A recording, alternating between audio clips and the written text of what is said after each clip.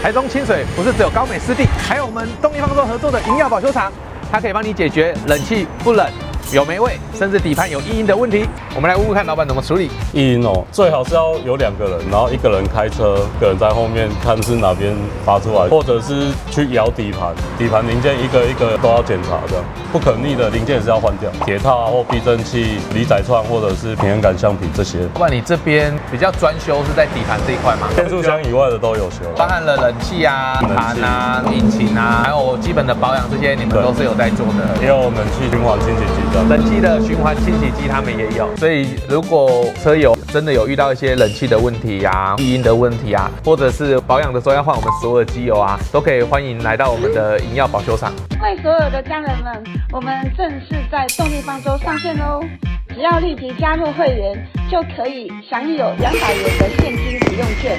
还不赶快来加入会员吗？